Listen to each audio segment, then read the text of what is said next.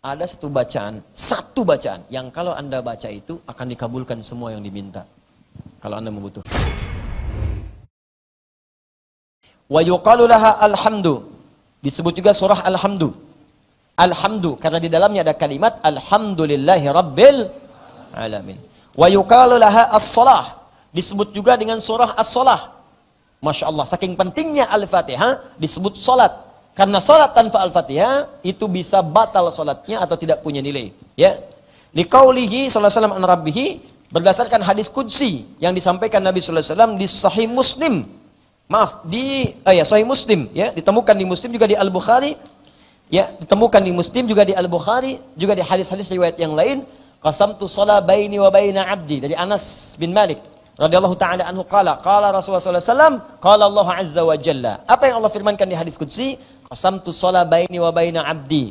Awas, hati-hati, ala nisfaini wa li 'abdi ma sa'al. Hadisnya demikian. Saya bagi salat ke dalam dua bagian.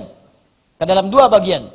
Awas, dan bagiku, bagi hambaku ada hak dan kewajiban. Kalau benar hambaku menunaikan kewajibannya, maka aku akan berikan haknya. Apa itu haknya? Apapun yang dia minta pada saat itu, aku akan kabulkan. Saya berikan rahasia. Ini di antara kita saja. Ada 4 posisi dalam sholat. Yang kalau 4-4-nya ini benar ditunaikan dengan baik, seketika doa kita akan dikabulkan langsung oleh Allah. Tanpa ditunda. Jika permintaan itu memang betul kita butuhkan menurut pandangan Allah, seketika dikabulkan. Bahkan ada orang minta yang kata orang mustahil. Ini sih hal yang mustahil dan hil yang mustahil. Tidak mungkin bisa terkabul. Secara medis nggak mungkin punya keturunan. Alhamdulillah. Secara klinis nggak mungkin punya anak. Suami sudah sepuh, fisiknya letih, rambut memutih. Istrinya, maaf ibu, divonis menopause dan mandul. Klinis gak mungkin, secara medis mustahil. Tapi dia mengerjakan sholat, minta. Ada 4 posisi. 1 berdiri, 2 rukuk, 3 sujud, 4 sesaat sebelum salam. Benar Anda melakukan ini, dapat Anda anugerah dari Allah. Nah, apa diantaranya? Hadis qudsi tadi. Allah menyampaikan di hadis qudsi, kata Nabi langsung kepada kita, ini hadis sahih. Dibagi 2 solat itu antara aku dengan hambaku. Jika benar hambaku menunaikan kewajibannya, aku berikan haknya. Qasamtu shalah baini wa baina 'abdi 'ala nisfaini. Awas, wali 'abdi ma sa'ala. Dan apapun yang hambaku minta aku akan berikan. Apa setelah itu? Bagian pertama berdiri. Idza qala al-'abdu, rahasia pertama. Satu aja saya bahas. Dalam berdiri.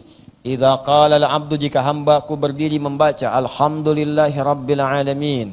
Dia baca alhamdulillahi rabbil alamin, qala Allah azza wa jalla, Allah langsung jawab. Hamadani abdi, hambaku sedang memujiku.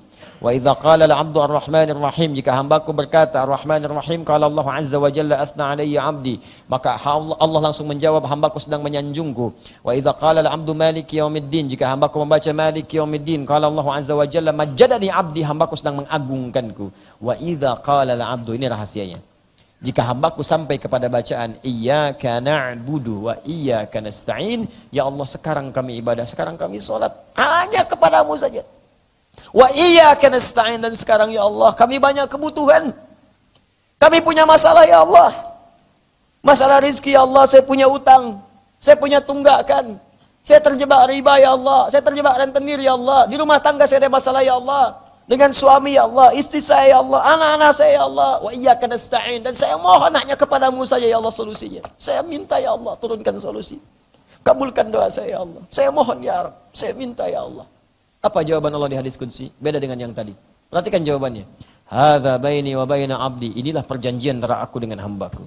Wali abdi ma sa'al, jika hambaku benar bacaannya sampai di sini, salatnya benar sampai bacaan ini, ma sa'ala, apapun yang kamu minta sekarang aku akan berikan, kata Allah. Aku akan berikan. Karena itu di situ ada rahasia. Nanti setelah sampai ke bahasan itu, iyyaka na'budu wa iyyaka nasta'in, saya akan bahas satu hal.